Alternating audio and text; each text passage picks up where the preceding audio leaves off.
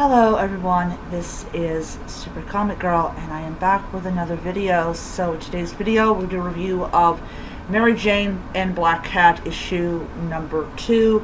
This is part of the Darkweb event, even though it is not on here. So before I begin, I want to say that the Darkweb event has so far only produced 2 comic books that are worth even reading. This one and The Gold Goblin. So we have Mary Jane and Felicia Harding, who is who's talking to this guy.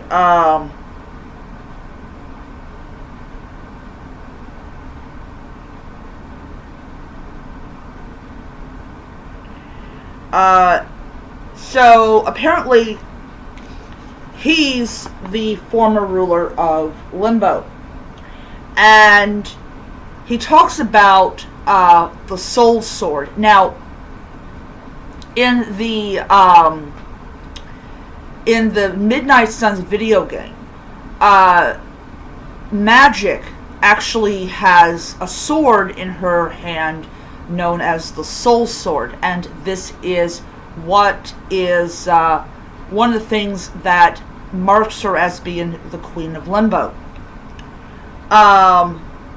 So he also has one as well, but apparently the Goblin Queen's Soul Sword is much more powerful, and so yeah. Of course, we all know you cannot trust anyone who used to rule over Limbo. And so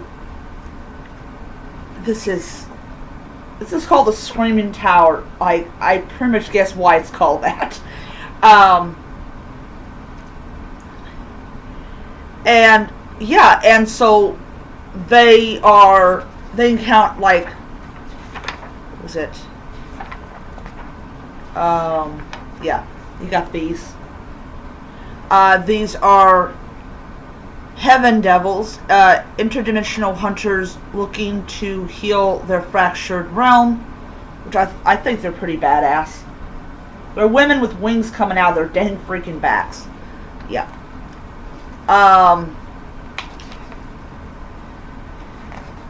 Then you got these things, like, what the freaking heck? What the? Like, fresh meat, like, oh god. This is too much for me.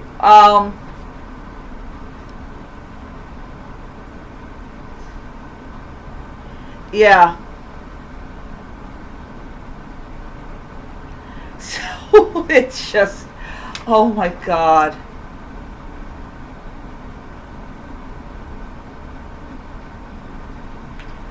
So yeah, I mean, it's just like, oh my god.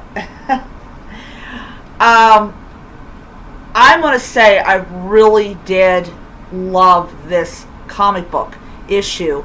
There definitely is not a lot of sitting around and chit-chatting. There is plenty of action in this comic. And I think a lot of people, they get kind of upset when characters, all they do is sit around doing absolutely nothing. They're not doing any kind of movement or anything like that. And Mary Jane and Black Cat is a small little comic book series that basically does not have that. It does not have the sitting around do absolutely positively nothing. So overall, I enjoyed it. The illustration is great. The story is really awesome. And it's just a wonderful little series to read. And yeah, it's just, I loved it. So I'm going, oh, wow, look at that. Look at that. What's it? Oh, those are kitties. I just noticed that.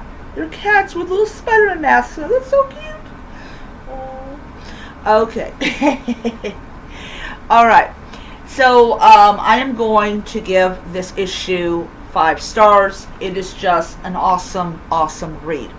So the next one that is going to be Venom issue number 15. A lot of you have noticed that I skipped Darkweb Miss Marvel, and I have mentioned this when I was doing the review of, I believe it was The Amazing Spider-Man issue number 17, why I was going past Miss Marvel. I just could not stomach the first issue. It was just so god-awful. So, yeah, so that's why, and you know, it sucks that we finally, after a certain, like, several months, we finally get a Miss Marvel comic, and it turns out to be unreadable. So, hopefully, whoever takes over Miss Marvel in the future is going to make a readable comic. Speaking of Miss Marvel,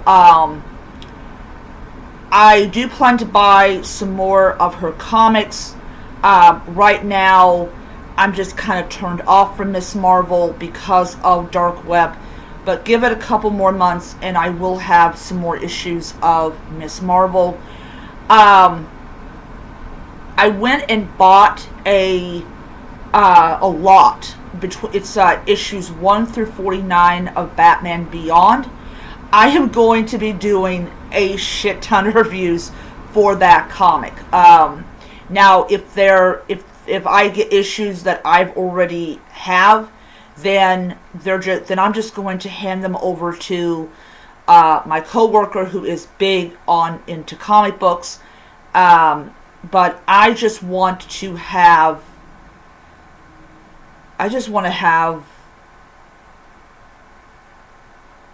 issues that are more together. So I went and bought that, and I probably repeat myself on this. I also picked up issues 9 and 10 of Batman Detective Comics, and I also did pick up 2 issues of the Savage She-Hulk. So later on this month, I will be doing a review of Savage She-Hulk issue number 3. I did not do one last month because I did not have the other 2 comics. So when those come in, you will get your review of the Savage She-Hulk issue number 3. This is before the modern era of comics, for people that don't know. I mean, there was I think it's the Bronze Age of comics. I'm not exactly sure. I have to look at when these these ages happened. But this is when the Comic Code Authority was in power. So a lot of the stuff that you're used to seeing in comic books today are not going to be in these comics, especially the Savage She-Hulk or the earlier versions of Batman Detective Comics. So anyways, I'm going to end it there. Hope you guys enjoyed the video.